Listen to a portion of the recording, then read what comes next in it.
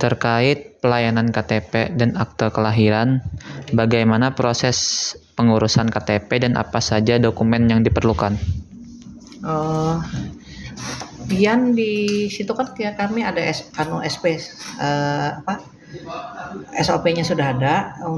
Kalau untuk akte lain ulut di bidang capil. Tapi kalau untuk KTP itu macam-macam jenisnya. Ada jenis karena perubahan, ada perubahan data tuh dari kawin ke janda atau kalau ada yang meninggal lakinya atau apa, atau yang KTP perubahan alamat. Ada alamat yang data di kakak tuh banyak, ada pekerjaan, ada alamat. Nah, terus kalau KTP PRR itu yang pemula, yang anak-anak yang 17 tahun. Jadi itu beda-beda persyaratannya. Kalau untuk yang KTP biasa, yang untuk PRR itu cuma membawa fotokopi kartu keluarga. Langsung rekam tuh kan ada kiris mata, ada sidik jari, ada tanda tangan, itu yang pertama untuk PRR. Terus kita cetakkan, habis kita kalau sudah datanya sudah masuk ke pusat, kan dikirim ke pusat, kan aplikasi siak kita. Jadi itu kalau sudah masuk, kita mintakan aktivasi KTP digital, ada KTP di HP, kita cetakkan. Itu untuk yang 17 tahun.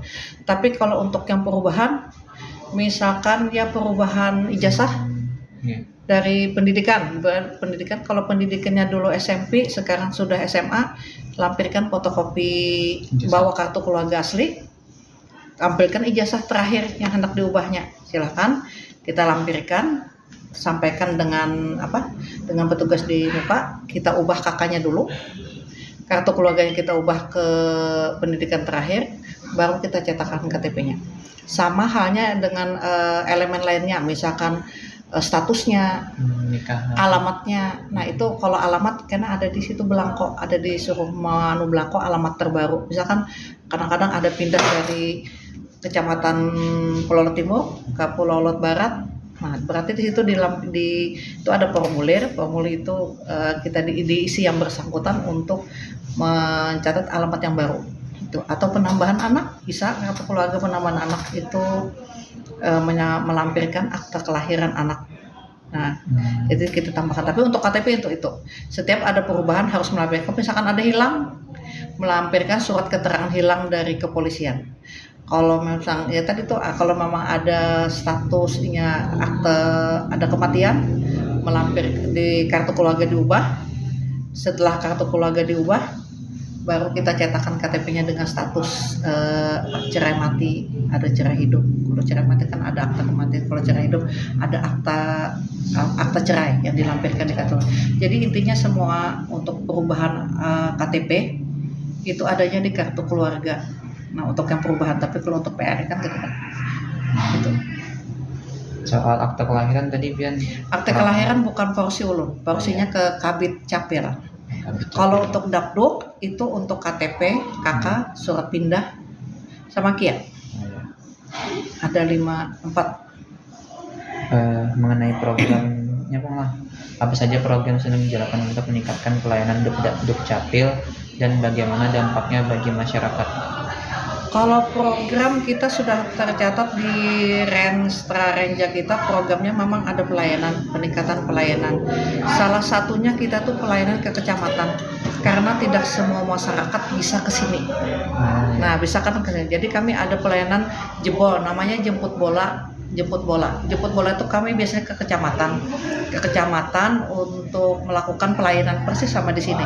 Jadi kita rekam KTP, melakukan ada yang pokoknya usulan apapun, perubahan kakak atau apa-apa, semua kami di kecamatan. Itu salah satu program kegiatan kami di sini, bidang Dapduk dan bidang Capil, semua kami ke sana. Jadi pelayanan itu program kami untuk meningkatkan pelayanan, salah satunya untuk yang keseluruhan. Tapi kalau untuk yang SMA, perekaman KTP, kami ke sekolah SMA. Kami mendatangi sekolah-sekolah SMA, jadi kami melakukan perekaman di sana. Anak-anak yang sudah 17 tahun, kami datangi ke sana untuk SMA. Jadi kami konfirmasi ke kepala sekolah. ke sekolahnya. Untuk KIA kami konfirmasi juga, untuk KIA kan SD di bawah 17 tahun. Jadi kami ke sekolah juga. Jadi dengan izin Kepala Dinas Pendidikan sini, kami ke sekolahan mau anukan KIA.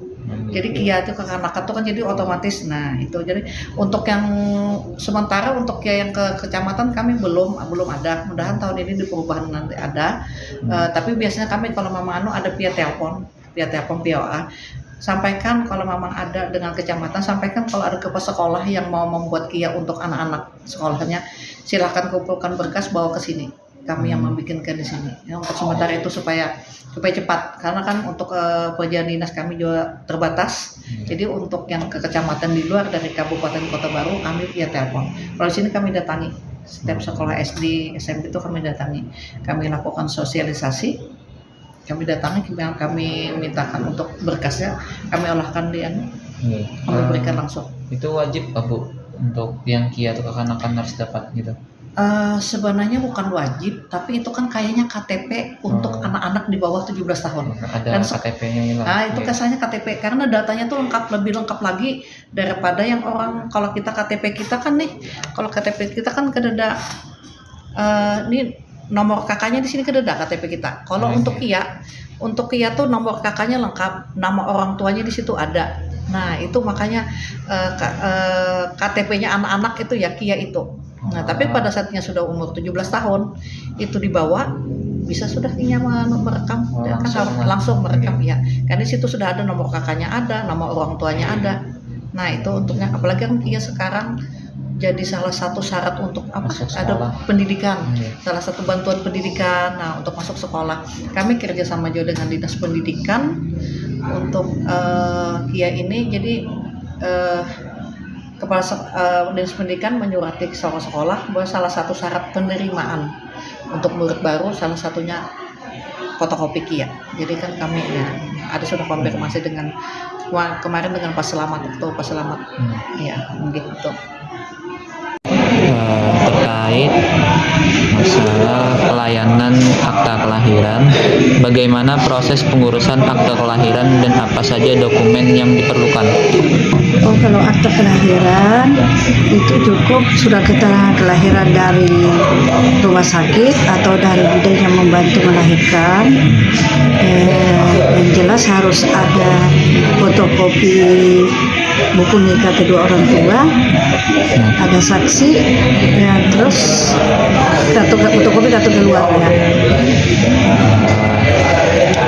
Berapa lama waktu yang dibutuhkan untuk proses pengurusan untuk akta kelahiran? Alhamdulillah kalau untuk saat ini kami 1 jam apabila persyaratannya itu lengkap. Kalau faktor yang mempengaruhi waktu prosesnya itu kira-kira apa? Ya, kami ini kan jaringan ini kami di pusat. Jadi kalau biasanya kan ada proksi, ada dari pusat, itu yang menjadi kendala kami. Jaringan lah. Jaringannya. Apa saja tantangan yang dihadapi dalam pengurusan akta kelahiran dan bagaimana solusinya? Kalau kendala sih sebenarnya yang ada kendala itu yang tadi jaringan. Atau misalnya ada yang terpahamkah ini tuh dibawa, kadang orang tua kan ada yang nggak paham gitu apa yang dibawa, apa yang diano, kadang salah itu yang diano. Itu kan sudah ada, kami cantumkan itu dibuat, persyaratannya itu ada, sudah ada yang berlaku yang sudah diisi, sudah ada. Bagaimana kerjasama dengan rumah sakit dan fasilitas kesehatan lainnya untuk memperlancar proses pengurusan akta kelahiran? Kalau kita kerjasamanya itu cukup kita keseimbang yang bersangkutan itu melahirkan di rumah sakit, cukup kita minta surat keterangan kelahiran dari sakit. Surat kelahiran juga. Itu persyaratannya mudah sih. Kalau misalnya ada yang meninggal tuh Bang Bu, tinggal akta kelahiran aja gitu kan? Maksudnya kan ada yang meninggal aja kadang di apa namanya itu akta kelahirannya meninggal gitu. Ada akta kematian kan? Itu sama aja lah urusan itu. Akta kematian, kalau akta kematian itu dari rumah bisa sakit ya surat keterangan dari lurah, dari desa. Nah cukup yang melaporkan di sini yang ahli warisnya. Dan persyaratannya tidak banyak sih, cuma fotokopi kartu keluarga sama surat keterangan dari desa.